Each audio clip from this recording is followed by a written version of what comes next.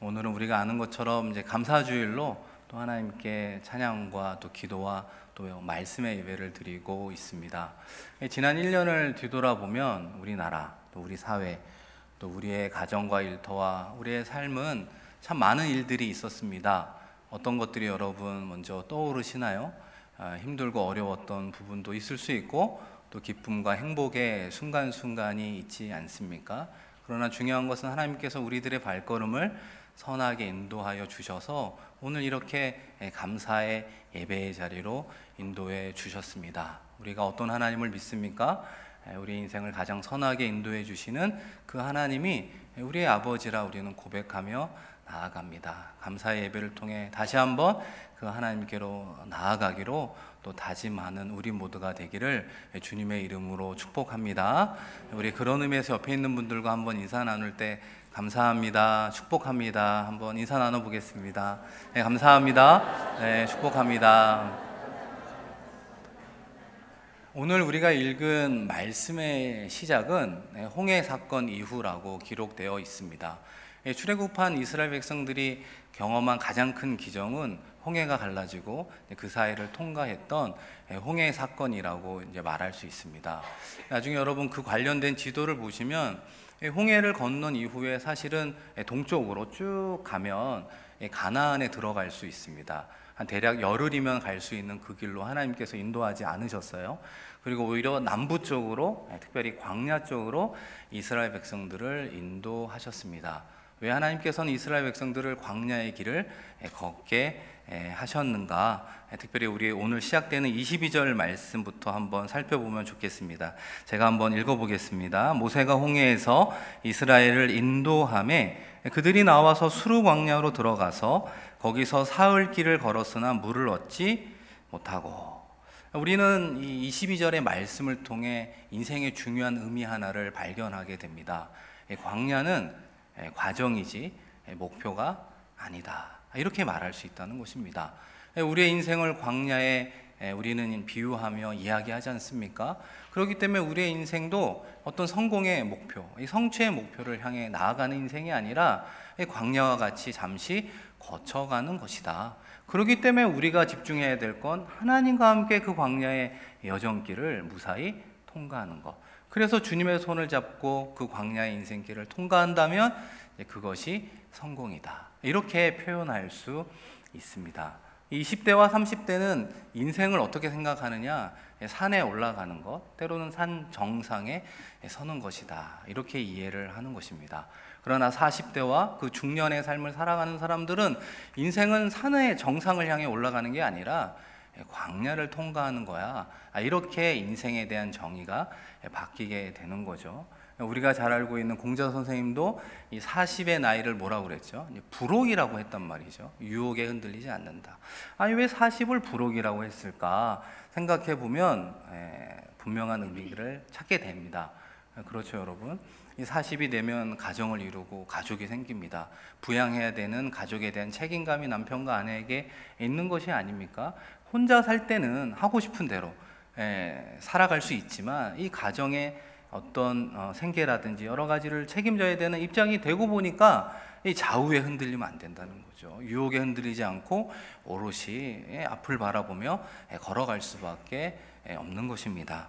생각해 본다면 결혼하는 것이 산에 오르는 것이라면 이 결혼 생활은 광야를 통과하는 것이다, 표현할 수 있습니다. 아이를 낳는 것은 산에 오르는 것이라면 이 아이를 키우는 모든 과정은 광야를 통과하는 여정이다, 우리는 동감할 수 있습니다. 얼마 전에 우리 교회에 계신 한 가정을 만나게 됐습니다. 특별히 4명의 자녀를 둔 가정인데요. 이 4명의 자녀를 둔 가정이 저희 교회에 몇 가정이 있습니다. 어느 날 토요일이었는데 아마 그날 성경 캠프가 있었던 모양입니다.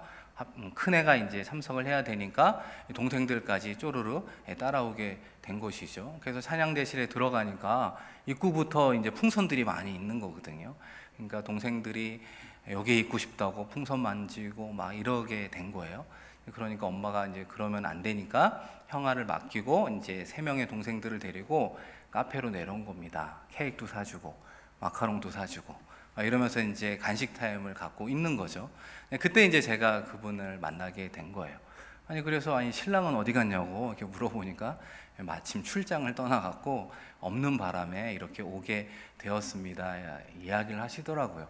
이분은 늘 웃는 얼굴로 이야기하시는데 제가 속으로는 웃긴 웃고 계신데 웃는 것 같지 않은 이런 어떤 느낌이 아주 살짝은 들었습니다. 늘 감사하고 행복합니다, 좋습니다 이렇게 얘기하는데 마음 한켠에는 뭔가 힘든 부분도 있지 않을까.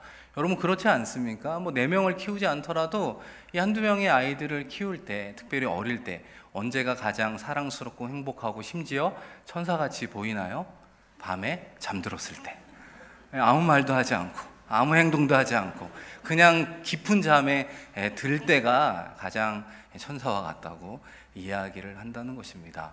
여러분 그렇습니다. 20, 30대 청년들은 취업하는 것, 취업에 성공하는 것, 산에 오르는 것, 이제 그것을 인생으로 생활한다는 것입니다. 그러나 취업해서 시작된 직장 생활이 어떻습니까? 여러 가지의 경쟁과 또 실적과 업무의 부담과 이런 스트레스 속에서 이어지는 직장 생활은 광야를 통과하는 것이다. 우리는 그렇게 표현할 수 있습니다. 그런 의미에서 이스라엘 백성들은 홍해의 기적을 보았기 때문에 비록 그들이 광야의 길을 걸어간다 할지라도 하나님께서 그 물의 문제를 해결해 주시겠지, 이런 생각을 했습니다. 그런데 하루가 지나고 이틀이 지나도 물을 발견하지 못하자 그들의 마음은 조금씩 흔들리기 시작했습니다. 사랑하는 성도 여러분, 아무리 우리가 죽은 사람이 살아나는 큰 기적을 보았다 할지라도 일정 시간이 지나고 우리가 만나는 현실의 삶의 자리에서 어려움이 계속해서 생기고 힘든 일이 있어지게 된다면 신앙인들도 흔들리게 마련입니다. 그래서 별것도 아닌 문제로 고민하고 밤새 생각하게 되고 어떨 때는 작은 말 한마디에 상처를 받기도 하는 것입니다. 그러다가 이스라엘 백성들이 드디어 샘물을 발견하게 되었죠.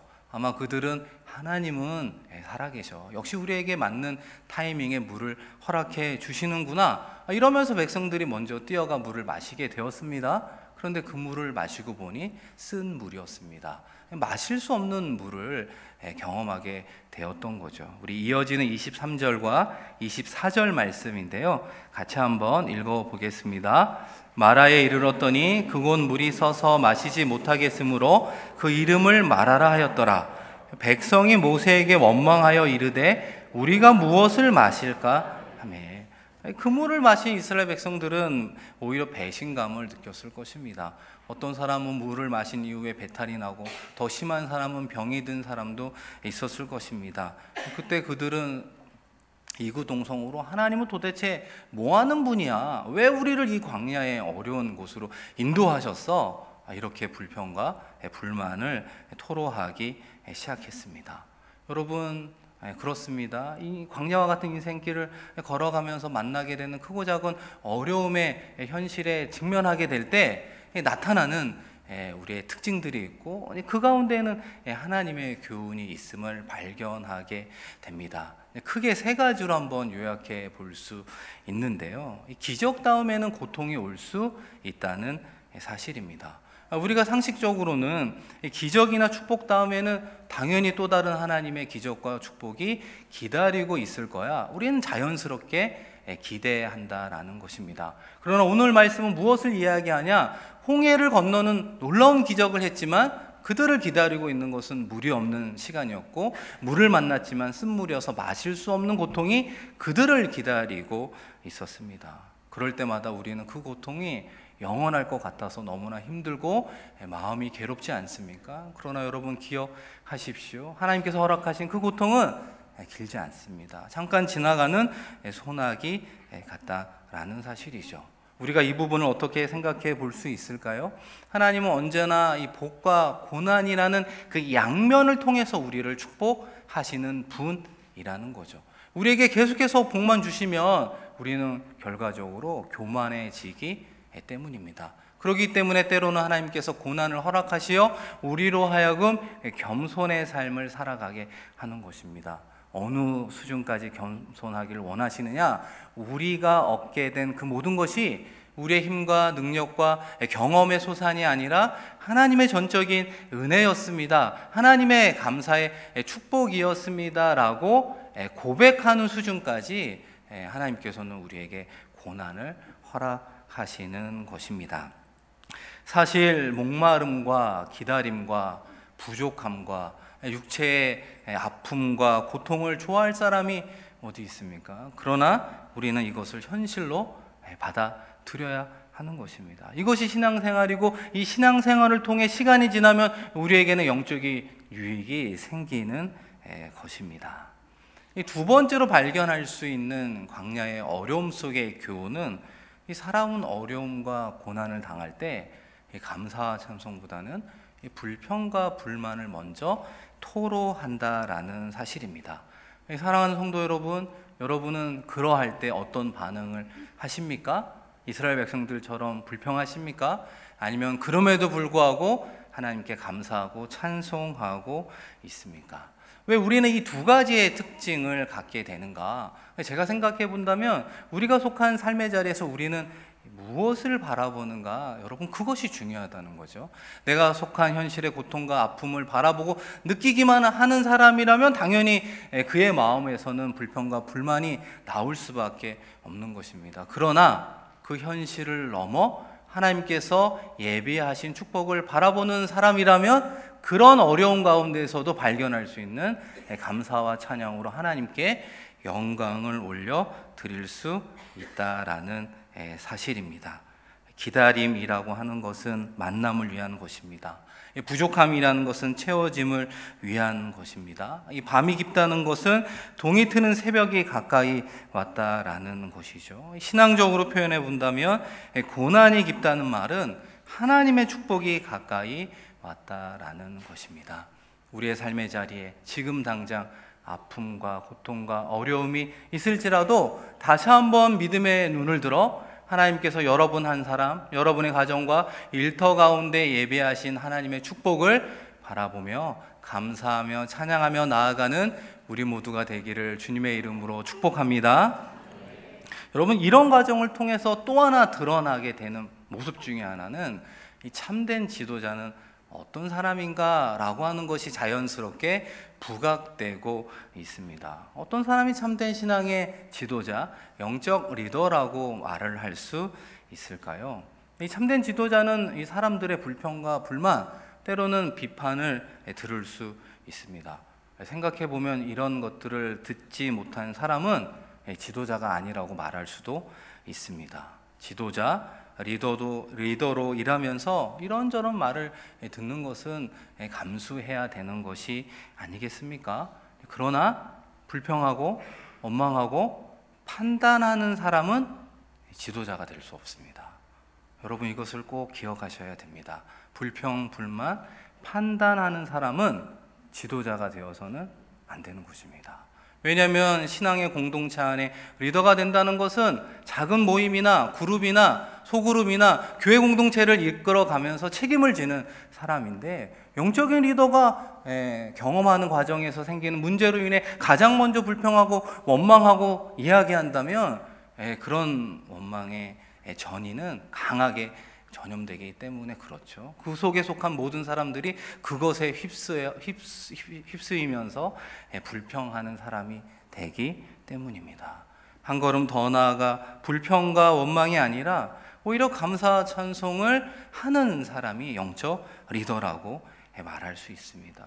믿음의 눈을 들어 하나님께서 예비하신 것을 보고 내가 속한 그룹을 이끌어가는 신앙인이기 때문입니다. 여러분, 이것은 저의 이야기가 아니라 오늘 말씀에 등장하는 모세를 통해서 우리가 찾을 수 있는 지도자의 자질이요 태도라고 말할 수 있습니다. 우리가 구체적으로 한번 살펴본다면 이 모세는 물이 쓰다고 원망하는 백성들과 또 한번 마주치게 되었습니다. 그들을 만나면서 모세는 어떠한 반응을 보이게 됩니까? 여러분, 25절 말씀이 제일 중요한데요.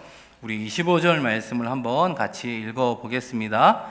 모세가 여호와께 부르짖었더니 여호와께서 그에게 한 나무를 가리키시니 그가 물에 던지니 물이 달게 되었더라. 거기서 여호와께서 그들을 위하여 법도와 율례를 정하시고 그들을 시험하실세. 아멘. 여러분, 모세가 원망하는 백성들을 향해 어떻게 응대했다고, 반응했다고 성경은 이야기합니까? 짧게 모세는 여호와께 부르짖었다.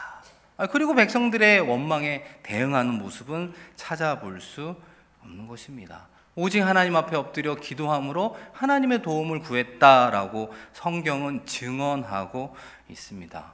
사실 누구나 엉뚱한 소리를 들으면 화가 납니다. 그렇지 않다는 것을 증명하고 싶고, 때로는 논쟁을 해서라도 따지고 싶은 것이 인간의 연약함이지 않겠습니까? 그러나 이스라엘의 영적 지도자 모세는 그렇게 하지 않았다는 거예요. 어려운 상황 가운데 가장 먼저 입술을 연 것은 하나님 앞에 기도하며 그들의 어려운 처지, 모세의 힘든 마음을 토로했다라는 것입니다. 우리가 아는 것처럼 모세가 처음부터 그렇게 하나님 앞에 엎드려 기도하는 중보자 모세였습니까? 우리가 알고 있는 이집트 왕자 40년을 살았던 모세는 한 단어로 이야기한다면 혈기라고 말할 수 있잖아요. 모세는 혈기를 부린 사람이었어요. 물론 그 동기는 순수한 것이죠. 이스라엘 백성들이 애국 사람들에게 핍박을 받으니까 말리는 과정에서 의협심이 있고 공분이 있다 보니까 자기도 모르게 애국 사람을 쳐서 죽이는 살인 사건에 연루가 되고, 그 다음날 이 일을 또 비난하는 백성들의 모습, 민족의 이야기를 통해 두려운 나머지 미디안 광야로 도망치게 되지 않습니까? 이 실패의 경험을 통해 모세가 무엇을 깨닫게 되느냐? 혈기는 하나님의 의를 이루지 못한다는 거예요. 이 혈기는 하나님의 뜻을 이루어갈 수 없다라는 것입니다. 그리고 이어진 모세의 광야 40년의 시간이 그에게 다가오게 되었습니다. 목자로 광야 40년 동안 살아가게 되는 것이죠. 그 광야의 삶에서는 약속도 희미해져 가는 것 같고, 꿈도 사라져 가는 것 같고, 그의 미래는 더 이상 없는 것 같은 시간을 보내게 되었습니다. 인간에게 제일 비참한 것은 미래가 없는 것이 아니겠습니까? 미래가 없는 삶은 동물과 같은 삶을 살아갈 수밖에 없는 것이죠. 모세가 바로 이 광야의 40년 세월을 통해 자신의 혈기를 내려놓게 되었습니다. 겸손한 지도자로서 어려운 일을 만날 때 먼저 하나님께 기도하며 하나님의 뜻을 구하는 자가 될 수 있었습니다. 혈기는 하나님의 의를 이룰 수 없지만 기도는 하나님의 의를 이룰 수 있습니다. 오직 기도하는 사람이 하나님의 뜻을 이루며 하나님 나라의 일꾼이 될 수 있는 것이죠. 이와 같이 모세가 간절히 기도하면서 하나님께 응답을 받게 됩니다. 그죠? 하나님께서 이야기를 해주잖아요. 나무를 가리키고 그 나무의 가지를 물에 던져 넣으라. 이렇게 응답해 주셨습니다. 근데 여러분 생각해 보면 그런 응답보다는 무슨 해독약을 준다든지 아니면 무슨 가루를 물에 뿌리면 쓴물이 변하여 단물이 된다고 이야기해 주었으면 얼마나 좋았겠습니까? 그런데 나무를 던지라고만 이야기하실 뿐입니다. 모세 입장에서도 얼마나 답답한 이야기로 들릴 수밖에 없겠습니까? 그럼에도 불구하고 모세가 40년의 광야의 연단을 통해 혈기가 사라지고 그의 인간적인 생각이나 고집이 사라지게 되었습니다. 상식에 맞지 않는 이야기지만 하나님께서 시키는 대로 순종했습니다. 사랑하는 성도 여러분, 우리도 하나님께서 시키는 대로 순종하며 살아가 보았으면 좋겠습니다. 그러할 때 우리의 광야가 축복이 되는 것입니다. 여러분, 모세가 그 명령에 순종하여 나무를 꺾어서 쓴물에 던졌을 때 그 쓴물이 변하여 단물이 되었습니다. 구리뱀을 본 사람이 결국 살아나지 않았습니까? 이런 일들은 지금도 우리에게 일어나고 있는 것이죠. 예수 그리스도를 믿는 자가 구원받은 하나님의 자녀, 영생을 얻게 되는 것입니다. 이런 모든 성경의 구원의 역사와 이야기는 우리의 이성과 우리의 경험과 우리의 상식을 거부하고 있습니다. 그러나 그것이 사실이라는 것이죠. 특별히 모세라는 이스라엘의 영적 지도자의 순종으로 말미암아 쓴물이 단물이 되었습니다. 백성들이 광야에 숨겨진 보물을 발견함과 동시에 다시 한번 이스라엘 공동체가 살아나는 하나님의 은혜를 경험하게 되었습니다. 사랑하는 성도 여러분, 우리의 인생 가운데 쓴물이 변하여 단물이 되는 그 단물의 축복은 무엇이라고 여러분 기대하고 있습니까? 오늘 말씀처럼 우리의 상황 가운데 쓴물이라고 말할 수 있는 고통과 어려움이 변하여 그죠? 축복이 되는 것이 우리는 단물의 축복이라고 생각할 수 있습니다. 그러나 저는 추수감사주의를 맞이하며 이런 것이 단물의 축복이 아닌가 생각해 보는데요. 그것은 바로 나의 내적인 변화라고 말할 수 있습니다. 쓴물을 담고 살아가는 인생에서 단물을 내어주는 그 사람으로의 변화를 이야기하는 것이죠.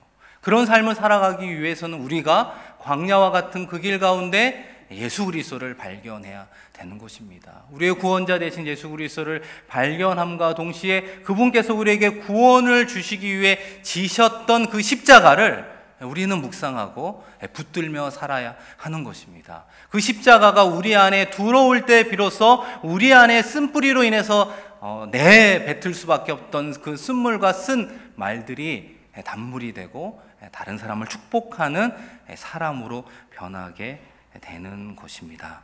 한 걸음 더 나아가 우리의 광야의 삶에서는 쓴물을 많이 보게 된다는 것입니다. 이 쓴물은 성경적으로 보면 선악과 같다고, 이 단물은 생명나무 같다라고 표현해 볼 수 있습니다. 여러분, 선악과와 생명나무가 어디에 있었습니까? 창세기 말씀에 보면 에덴 동산 중앙에 있었다라는 것을 말하고 있습니다. 에덴 동산 중앙에 있었던 선악과와 생명나무는 그때 그 사건으로 끝나는 게 아니라는 것이죠. 왜냐하면 이 에덴 동산이 무엇을 가리키고 있죠? 우리의 가정 공동체를 가리키고 있고, 이 에덴 동산이 교회 공동체를 가리키고 있고, 이 에덴 동산이 하나님 나라의 공동체를 이야기하는 것입니다. 우리의 삶의 자리에 임하는 하나님의 나라를 이야기하고 있는 것입니다. 그렇기 때문에 우리 안에 선택할 수 있다는 것이죠. 선악과의 나무를 먹을 것인가? 생명나무의 열매를 먹을 것인가? 이 선악과를 먹는 사람의 특징은 그 입술을 통해 불평과 불만이 나오게 된다는 거예요. 그리고 그 입술의 부정적인 말들이 듣는 사람으로 하여금 또 말하는 사람의 영혼을 망하게 한다는 것입니다. 그러나 반대로 생명나무를 먹는 사람의 말은 어떻습니까? 듣는 사람과 말하는 사람의 영혼을 살리게 되는 것이죠. 서로에게 복이 된다는 말입니다. 여러분, 왜 그럴까요? 선악과를 많이 먹는 사람은 옳고 그른 것을 따지고 판단하는 사람입니다. 그러나 생명나무를 먹는 사람은 은혜와 용서와 축복을 나누는 사람이라고 말할 수 있는 것이죠.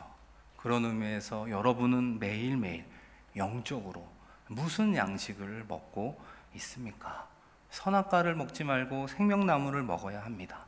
쓴물을 먹지 말고 단물을 먹어야 하는 것입니다. 전에는 불평과 원망을 달고 살았지만 이제는 불평과 원망을 받아주는 사람으로 변화되어야 하는 것입니다.